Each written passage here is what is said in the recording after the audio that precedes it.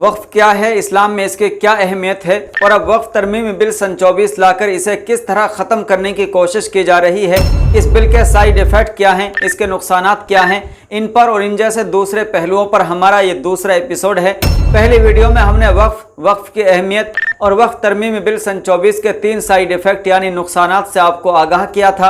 आज की इस वीडियो में वक्फ तरमीमी बिल सन 24 के मजीद नुकसानात से आगाह करेंगे। आपसे गुजारिश है कि वीडियो को शेयर ज़रूर करें ताकि हर मुसलमान इसके मुज़िर असरात से वाकिफ़ हो सके। और अगर आपने पहली वीडियो नहीं देखी है तो आप प्ले लिस्ट में जाकर देख सकते हैं या फिर वीडियो के डिस्क्रिप्शन में भी मैंने लिंक दे दी है, यहाँ से भी आप वो वीडियो देख सकते हैं।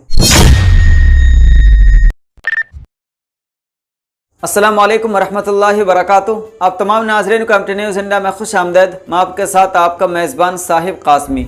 नाज़रीन इकराम, वक्फ तरमीमी बिल सन 24 का चौथा साइड इफ़ेक्ट है मुल्की कानून की खिलाफ वर्जी।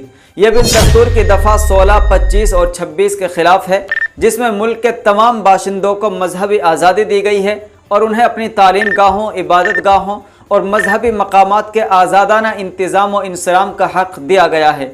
वक्फ की जायदादों पर भी इस दस्तूर के तहत मुसलमानों को खुद इंतज़ाम व इंसराम करने का आज़ादाना हक़ हासिल है, लेकिन इस बिल के ज़रिए ये इख्तियारात सरकार और गैर मुस्लिम हजरात को दे दिए गए हैं। वक्फ तरमीमी बिल सन 24 का 5वां साइड इफ़ेक्ट है वक्फ कमेटी में गैर मुस्लिम मेंबरान को शामिल करना। बिल के सेक्शन 9 के सब सेक्शन 2 में तरमीम करते हुए गैर मुस्लिम अफराद की कमेटी में शिरकत का एहतमाम किया गया है। इस तरह बिल के सेक्शन 14 के सब सेक्शन आई के IA 2 और 3 में तरमीम करके गैर मुस्लिमों के लिए मुसलमानों की जायदाद में दखल अंदाजी और तसर्रुफ की राह बनाई गई है। 2 गैर मुस्लिम मेंबर होने की शर्त लगाई है। इसके अलावा कमेटी में मेंबरान पार्लियामेंट व असम्बली भी होंगे। इसमें गैर मुस्लिम सियासी रहनुमाओं को भी वक्फ बोर्ड के मेंबर बनाने की खामोश शरारत है, क्योंकि एक्ट 1995 में मुस्लिम की शर्त मौजूद है, जिसे बिल में हज़्फ कर दिया गया है। इसी तरह बिल के सेक्शन 23 की ज़ैली शिक यानी 1 के मुताबिक वक्फ बोर्ड के CEO गैर मुस्लिम भी हो सकते हैं। पहले एक्ट में मुस्लिम की कैद थी, उसे हज़्फ कर दिया गया है। इस तरह वक्फ पर एक ऐसा भी वक्त आएगा कि उसके इंतज़ाम व इंसराम के लिए बनी कमेटी के तमाम अराकीन व ज़िम्मेदारान गैर मुस्लिम होंगे और अवकाफ की मुक़द्दस अराज़ी वाकिफ़ की मंशा और शरई व दस्तूरी कानून के खिलाफ गैर इस्लामी और गैर दस्तूरी कामों में इस्तेमाल होंगी। इसलिए कमेटी और वक्फ बोर्ड के तमाम ज़िम्मेदारान का मुसलमान होना हर हाल में ज़रूरी है। जिस तरह Hindu religious trust act 1985 Chardham act के मुताबिक हिंदुओं के मठों और मंदिरों के मेंबरान का हिंदू होना लाजमी है, कोई मुसलमान उसका मेंबर नहीं हो सकता। इसी तरह गुरुद्वारा में सिखों के अलावा किसी और को मेंबर बनाने की कोई गुंजाइश नहीं है। तो फिर वक्फ बोर्ड में इसका इंतजाम किस नीयत से किया जा रहा है और ये कैसे मंजूर किया जा सकता है। इसी मुल्क में तरोमला तिरुपति देवस्थानम बोर्ड, जो कि वक्फ की तरह ही एक कानूनी इदारा है, उसमें भी किसी भी गैर हिंदू को मेंबर बनने की बिल्कुल इजाज़त नहीं है।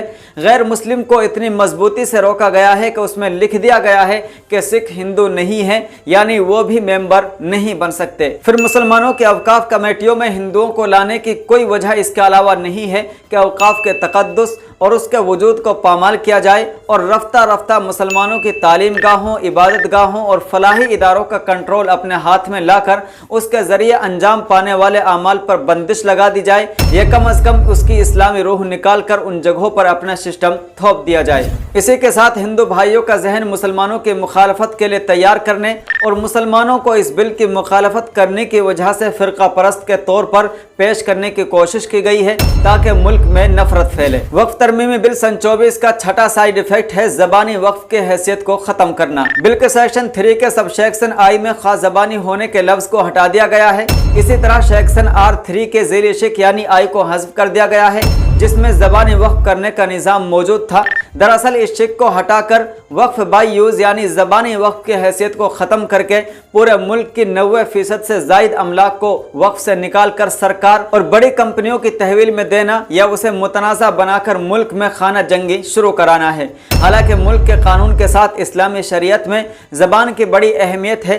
ज़बान के ज़रिए अदा किए गए कलिमात की बुनियाद पर कई चीज़ें ज़रूरी और कई चीज़ें ममनू हो जाती हैं। मुल्की कानून और अदालती सिस्टम में भी मुद्दई और मुद्दा अलैह और गवाहों के बयानात की कानूनी अहमियत है। इसी तरह अगर कोई शख्स ज़बानी तौर पर अपनी कोई जायदाद अल्लाह की रज़ा की खातिर हमेशा के लिए वक्फ कर देता है तो वो वक्फ मुकम्मल हो जाता है और उस पर वक्फ के अहकाम नाफिज हो जाते हैं। लेकिन इस बिल में ज़बानी वक्फ के निज़ाम को मुकम्मल तौर पर ख़त्म कर दिया गया है, जो शरीयत, दस्तूर हिंद की दफ़ात और 1995 के एक्ट के खिलाफ होने के साथ साथ सुप्रीम कोर्ट और हाई कोर्ट के कई फैसलों के खिलाफ वर्जी है, जिसमें ज़बानी वक्फ को वक्फ माना गया है। बिल के सेक्शन 3 के सब सेक्शन आई में खास ज़बानी होने के लफ्ज़ को हटा दिया गया है। जब वक्फ बाई यूज़ और ज़बानी वक्फ ख़त्म होगा तो मुल्क में ज़बरदस्त अनारकी फैलेगी और कई तरह की पेचीदगियाँ और मसाइल सामने आएंगे, जिससे दस्तूर समेत मुल्क के सालिमत को शदीद नुकसान पहुँच सकता है। वक्फ तरमीमी बिल सन 24 का 7वां साइड इफेक्ट है वाकिफ की मंशा की खिलाफ वर्जी। इस बिल में वाकिफ की मंशा और नीयत को बालाई ताक रख दिया गया है, जैसा कि सेक्शन 3 के ज़ैली शिक आर के